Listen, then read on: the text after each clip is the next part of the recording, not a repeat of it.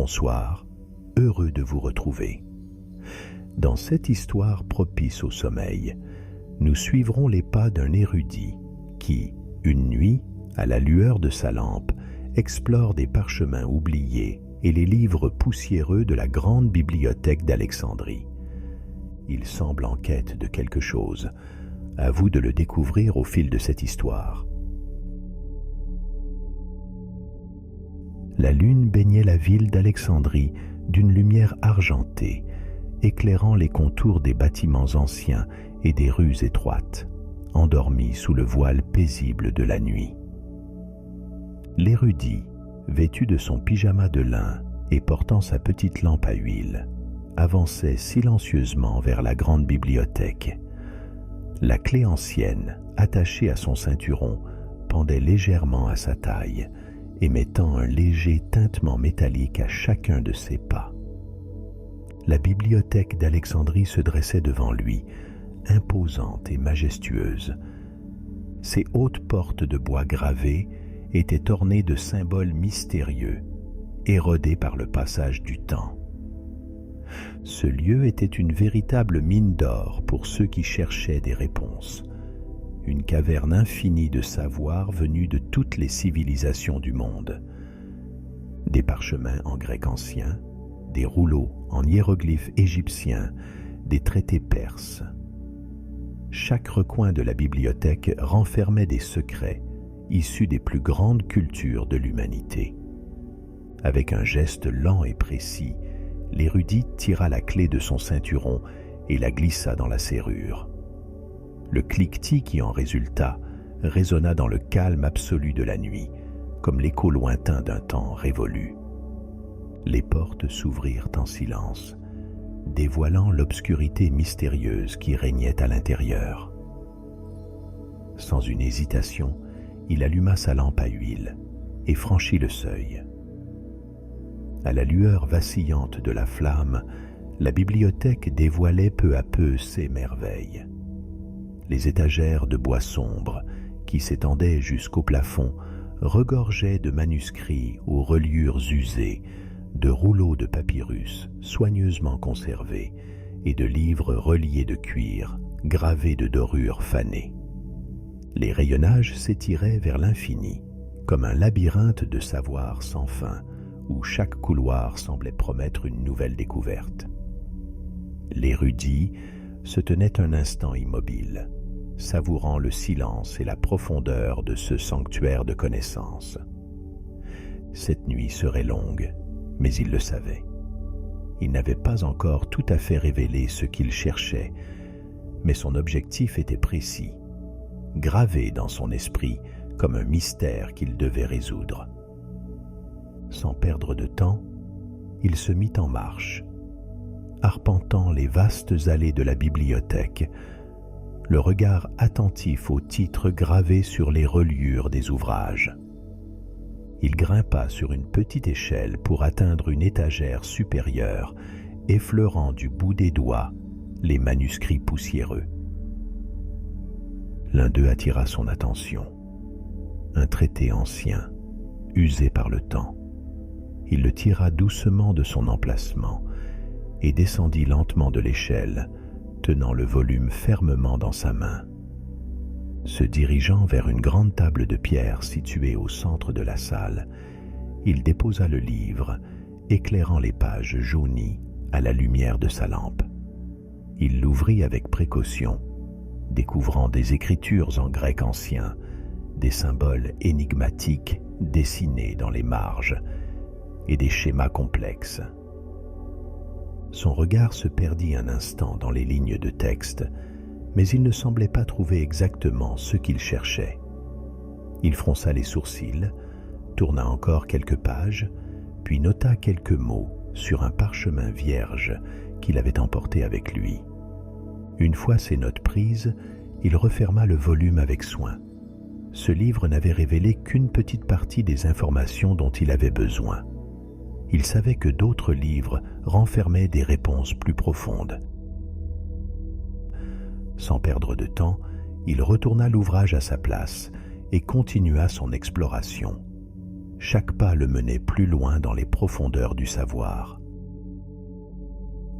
À chaque couloir, à chaque rayon, il trouvait des ouvrages venus des confins de l'Égypte, de la Grèce antique ou des terres plus lointaines encore. Mais chaque livre qu'il ouvrait semblait soulever plus de questions qu'il n'apportait de réponses. Soudain, un bruit sourd le fit sursauter. Il s'arrêta net, le cœur battant légèrement plus fort. Dans cette bibliothèque où le silence régnait en maître, un son inattendu avait quelque chose de déroutant. Il tourna la tête vers l'origine du bruit, mais ne vit rien. Quelques instants plus tard, il perçut un léger froissement. Poussant la lumière de sa lampe vers l'avant, il s'approcha avec précaution d'une rangée d'étagères. Une ombre furtive bondit d'un rayon à l'autre. Il s'avança encore et découvrit finalement un chat noir, assis nonchalamment sur une pile de vieux parchemins, ses yeux brillants à la lueur de la lampe. Un sourire discret se dessina sur le visage de l'érudit. Ce n'était qu'un simple compagnon nocturne, veillant lui aussi sur les trésors de la bibliothèque. Satisfait de son calme retrouvé, il retourna à ses recherches. Ce soir, il parcourait des fragments de l'histoire humaine à la recherche de quelque chose de précis.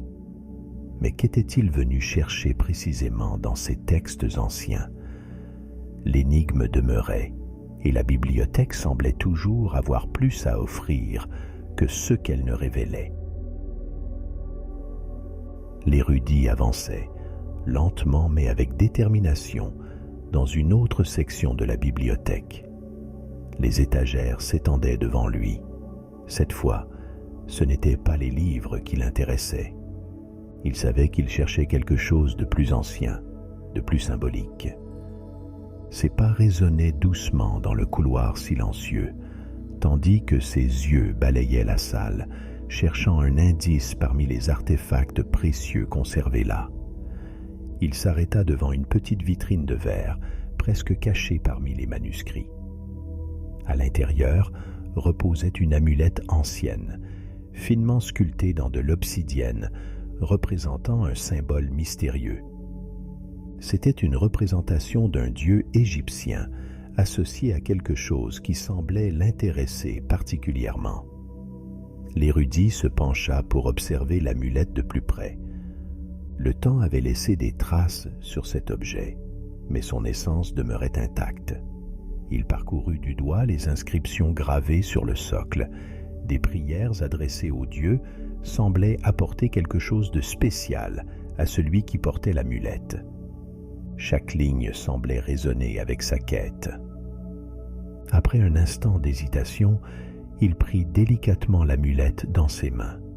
Il sentit immédiatement un lien profond avec l'objet, comme si la protection qu'elle offrait s'étendait au-delà du monde matériel.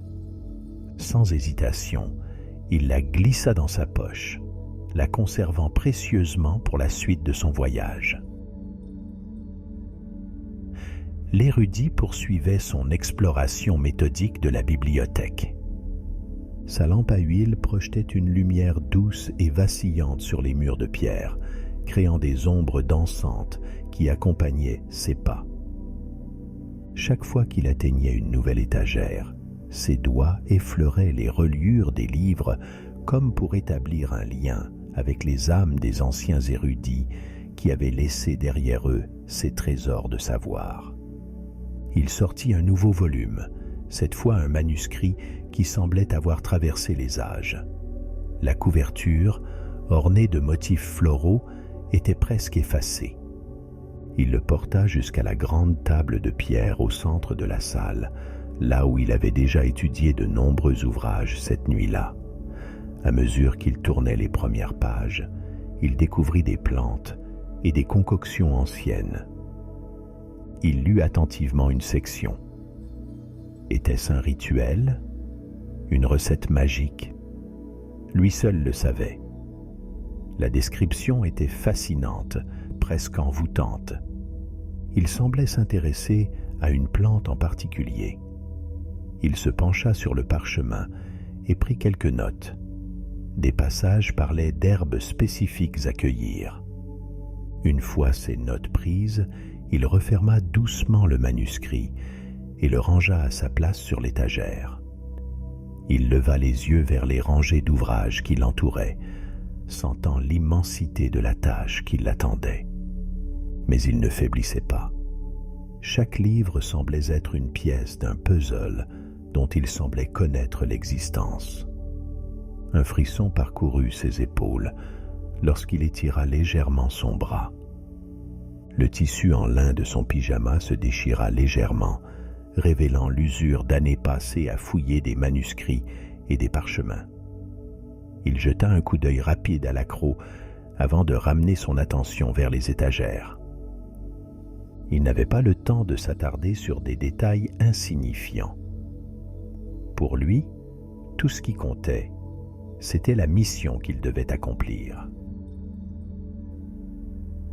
Plus tard dans la nuit, l'érudit atteignit une autre aile de la bibliothèque, une section où le poids des siècles semblait plus palpable. Cette partie de la bibliothèque, avec ses plafonds voûtés et ses colonnes massives, donnait l'impression d'une cathédrale dédiée au savoir. Chaque mur était sculpté avec soin, les motifs rappelant des civilisations anciennes, les symboles des peuples oubliés gravés dans la pierre. L'architecture de cette aile semblait avoir été pensée pour inspirer un sentiment de grandeur et de mystère. Les rayonnages en bois sombre s'étendaient jusqu'à des hauteurs vertigineuses, nécessitant des échelles longues et stables pour atteindre les ouvrages les plus anciens. La lumière de la lampe à huile de l'érudit dansait sur les piliers et sur les arches qui se perdaient dans l'obscurité du plafond. Tout ici semblait être construit pour canaliser l'attention des érudits vers les trésors cachés dans les livres.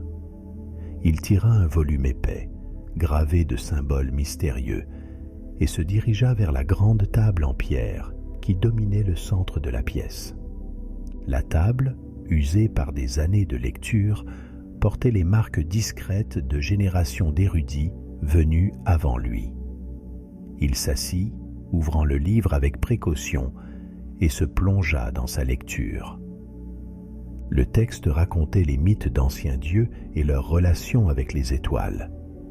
Des récits de créatures fantastiques et de forces cosmiques étaient décrits avec une précision quasi scientifique, rendant ces légendes aussi palpables que les constructions qui entouraient l'érudit dans cette bibliothèque monumentale. Alors qu'il tournait les pages, un passage attira son attention.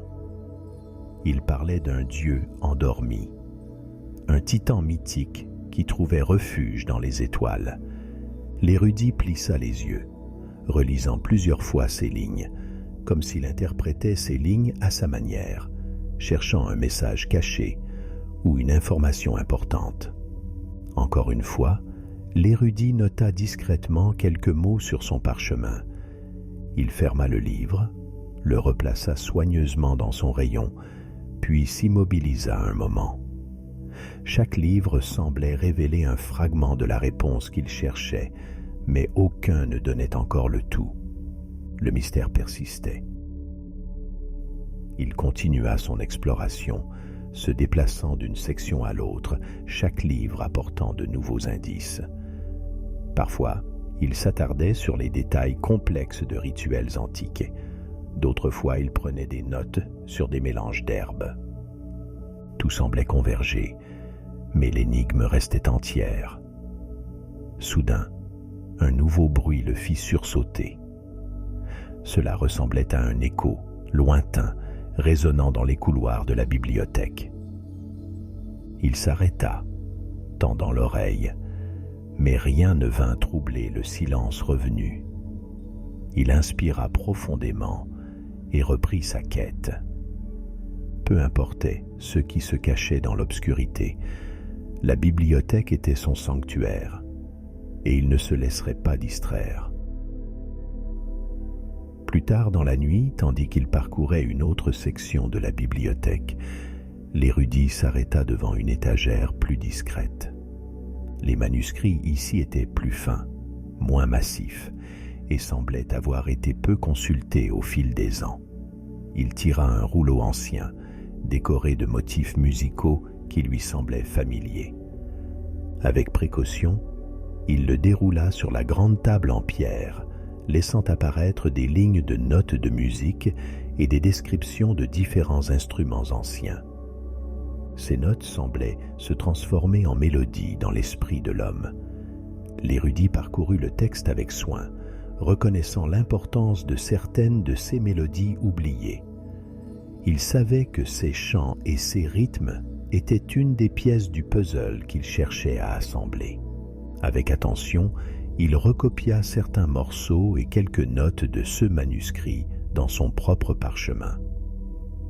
L'obscurité dans la bibliothèque semblait s'épaissir, alourdie par le passage du temps et des siècles de connaissances entreposés dans ces murs silencieux.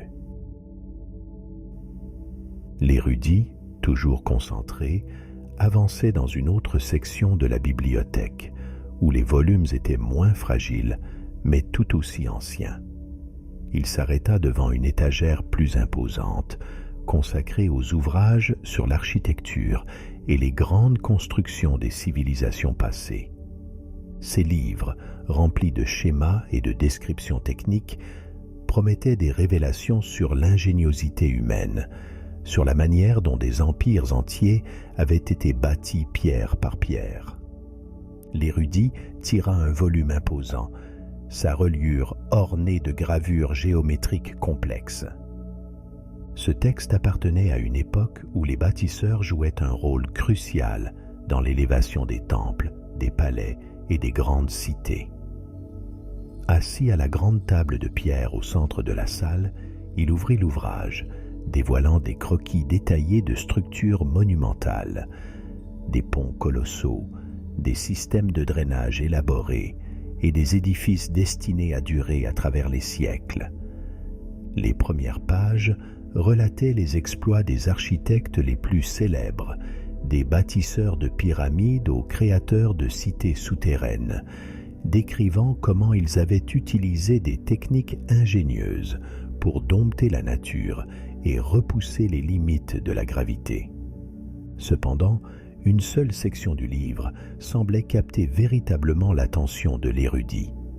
Il feuilleta rapidement les pages, comme s'il cherchait un détail précis, peut-être une formule cachée, un secret ancien dissimulé entre les lignes. Ses doigts s'arrêtèrent sur un passage particulier, mais rien de spectaculaire n'apparaissait au premier regard.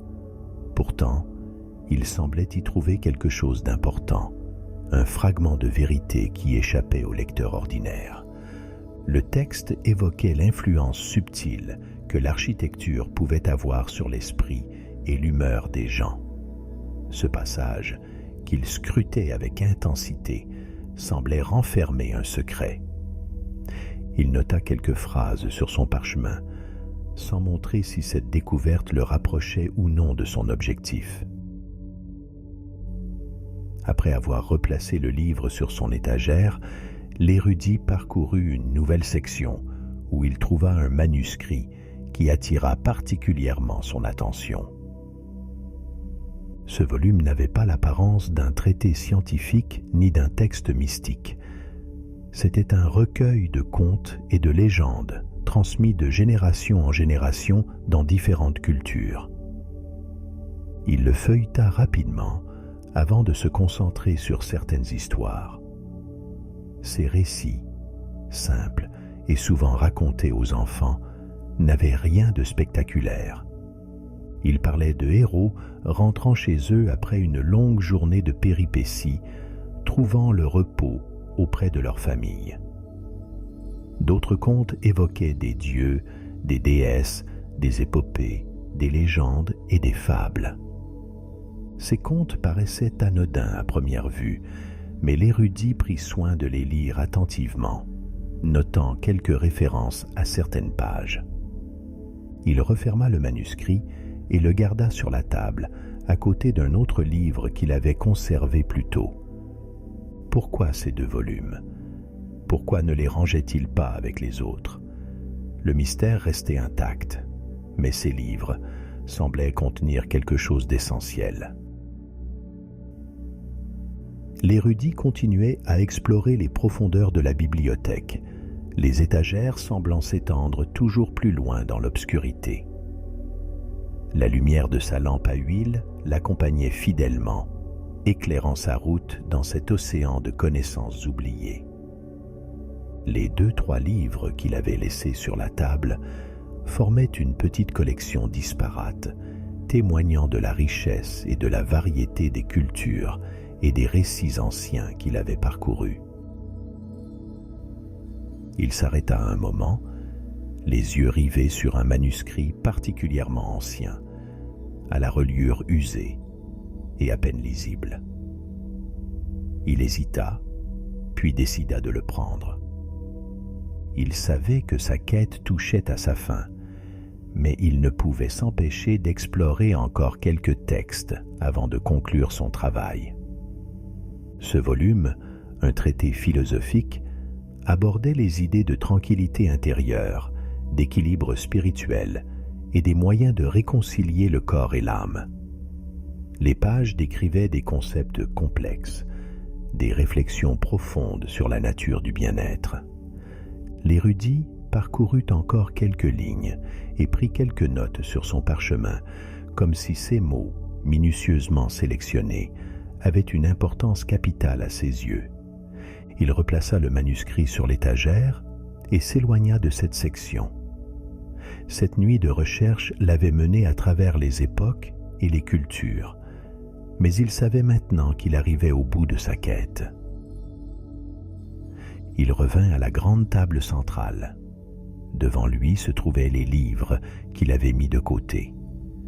Ces livres, apparemment sans lien entre eux, semblaient complémentaires aux yeux de l'érudit. Il prit le parchemin qu'il avait soigneusement rempli au cours de la nuit, relisant les notes qu'il avait prises, comme s'il avait déchiffré une énigme qu'on aurait laissée là, cachée parmi les livres dans cette grande bibliothèque. Tout était là, minutieusement compilé.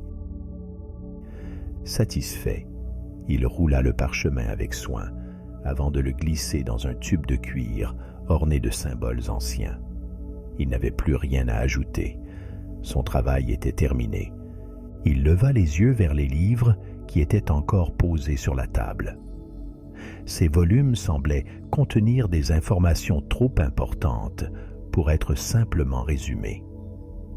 Mais alors qu'il s'apprêtait à se lever et à quitter la bibliothèque, la fatigue de la nuit s'abattit sur lui. Ses paupières devinrent lourdes, et sans qu'il s'en rende compte, il posa sa tête sur ses bras croisés sur la table. La chaleur du bois, combinée au silence profond de la bibliothèque, finit par l'emporter. La lampe à huile vacilla, projetant des ombres douces, et peu à peu, l'érudit s'endormit. Quelques heures plus tard, les premiers rayons du soleil traversèrent les hautes fenêtres de la bibliothèque, illuminant les rayonnages. L'érudit se réveilla en sursaut, le tube refermant le parchemin entre ses doigts. Le silence de la bibliothèque n'avait pas changé, mais la lumière du jour apportait une nouvelle sérénité. Il rassembla tout avec soin et sans un bruit se leva de sa chaise. La bibliothèque l'avait vu arpenter ses couloirs toute la nuit, mais l'aube était là, et il était temps de partir. Il se dirigea vers les grandes portes en bois, jetant un dernier regard en arrière. Il y avait toujours plus à découvrir, toujours un nouveau mystère à résoudre. Mais pour cette nuit, sa quête était terminée. Les portes se refermèrent dans un silence presque solennel. L'érudit s'éloigna, la lampe éteinte, avec seulement la lumière grise du matin pour l'éclairer. Il portait avec lui son parchemin et les 2 livres, des trésors de savoir aussi précieux que discrets. Les premières lueurs de l'aube teintaient le ciel d'un gris pâle, alors que l'érudit marchait lentement. La ville d'Alexandrie était encore endormie, et seuls quelques oiseaux saluaient le matin naissant. Il serrait contre lui le tube en cuir contenant le parchemin, et sous son bras, les 2 livres qu'il avait gardés. Tout était prêt. Le palais de la reine, avec ses hautes colonnes de marbre et ses statues imposantes, se dressait devant lui. Des gardes, immobiles, l'attendaient à l'entrée. Sans un mot, ils l'escortèrent à l'intérieur, à travers de longs couloirs richement décorés. Des tapisseries racontant des batailles héroïques et des scènes mythologiques tapissaient les murs.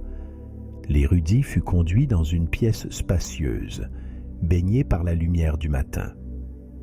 Au centre, trônait une silhouette drapée de soie, assise avec une grâce tranquille. La reine, entourée de quelques serviteurs, le regardait avec un calme impénétrable. Il s'inclina respectueusement devant elle, sentant la solennité du moment. Sans un mot, il s'approcha et déposa le tube contenant le parchemin, ainsi que les 2 livres, sur une petite table en face de la reine. Elle ne bougea pas, se contentant de l'observer d'un regard curieux. Il ne dit rien non plus, sachant que ce qu'il avait apporté parlerait de lui-même. La reine prit délicatement le tube, mais ne l'ouvrit pas immédiatement. Elle le regarda un instant, puis le posa à nouveau sur la table. Un silence s'installa dans la pièce. L'érudit, toujours immobile, attendait, son rôle terminé pour l'instant. Après un dernier salut respectueux, il tourna les talons et quitta la pièce, laissant derrière lui les livres et le parchemin. Les grandes portes du palais se refermèrent dans son dos, et l'érudit marcha lentement dans les rues désertes d'Alexandrie, le sentiment du devoir accompli. Mais soudain, une pensée lui traversa l'esprit, et il s'arrêta net. Il fit demi-tour, revenant d'un pas rapide vers le palais. Après avoir demandé à un garde d'annoncer son retour, il fut de nouveau introduit dans la salle royale. La reine, toujours assise, leva un sourcil interrogateur en le voyant revenir, toujours dans sa tenue de nuit. L'érudit s'approcha, l'air un peu embarrassé. « J'ai oublié de vous donner quelque chose », dit-il en plongeant sa main dans sa poche. Il en sortit la petite amulette gravée de symboles anciens et la tendit à la reine. « Elle est puissante, je peux vous l'affirmer. » La reine prit l'amulette avec précaution, ses doigts effleurant la surface gravée. Un léger sourire apparut sur son visage. Le lendemain matin, alors que le soleil était déjà haut dans le ciel, l'érudit fut de nouveau convoqué au palais. Cette fois, l'atmosphère était différente. Les gardes, toujours solennels, l'escortèrent de nouveau à travers les longs couloirs du palais. Mais lorsqu'il entra dans la pièce, il vit la reine, debout près d'une fenêtre, une expression apaisée sur le visage. Elle se retourna vers lui, un sourire subtil sur les lèvres. « Érudit, dit-elle d'une voix douce, je t'ai fait venir pour te remercier.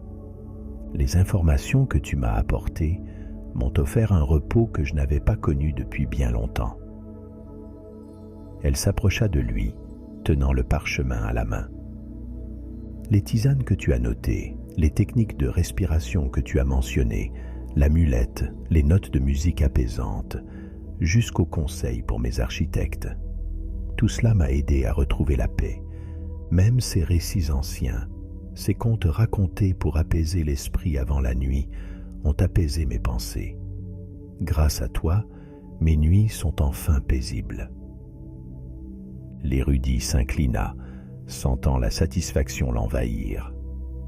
Il n'avait pas cherché à accomplir un grand exploit, ni à découvrir un savoir caché.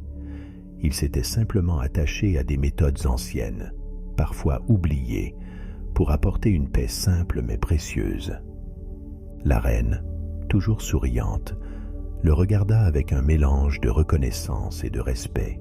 « Dis-moi, érudit, je souhaite te récompenser pour ton travail. Que désires-tu en échange de ce que tu m'as offert? Quel que soit ton souhait, il te sera accordé. » Elle parlait avec une sincérité indéniable, laissant entendre qu'aucune requête ne serait trop grande ou inaccessible. Pourtant, l'érudit ne semblait pas intéressé par l'offre de richesse ou de privilèges. Il leva les yeux vers elle, esquissant un sourire humble. « Majesté, dit-il avec gravité, je n'aspire à rien de fastueux. Vos paroles suffisent à honorer mon humble contribution. Toutefois, si vous me pressez de formuler une requête... » Il marqua une pause, comme pour mesurer ses mots. « Peut-être un vêtement plus convenable pour mes longues veilles nocturnes? Mon humble habit, hélas, commence à montrer les signes du temps. Un modeste vêtement de nuit pourrait m'offrir un peu de confort pour mes études prolongées. » La reine demeura un instant silencieuse, apparemment surprise par la simplicité de sa demande. Puis, elle laissa échapper un rire léger, un rire franc qui résonna dans l'immensité de la salle. « Un vêtement de nuit, dis-tu? Voilà tout ce que tu désires? » demanda-t-elle étonnée. « En effet, Majesté, » répondit l'érudit avec un sourire discret, car les nuits sont longues pour celui qui veille parmi les livres. La reine, toujours souriante, acquiesça de la tête. « Soit, tu auras ton vêtement, homme de savoir, » dit-elle plus sérieusement. L'érudit s'inclina profondément, ses paroles empreintes de gratitude. « Je vous remercie infiniment, Majesté. Puisse mon parchemin et ses secrets continuer d'apporter la paix, le sommeil et la sérénité dans vos songes. » L'érudit quitta la salle du trône, un léger sourire éclairant ses traits. Il savourait en silence sa réussite, conscient que sa longue nuit passée dans les recoins les plus reculés de la grande bibliothèque à déchiffrer les écrits des civilisations et à sonder la sagesse des âges n'avait jamais eu pour but de découvrir un trésor caché ou de percer quelque mystère ancien. Tout ce savoir accumulé, précieusement consigné dans les parchemins de la bibliothèque, n'avait poursuivi qu'un seul but, aussi modeste qu'inestimable: offrir à la reine la quintessence des savoirs de chaque civilisation en matière d'amélioration du sommeil, afin que le repos profond et réparateur devienne désormais le quotidien de ses nuits. Bonne nuit et à bientôt pour de nouvelles histoires.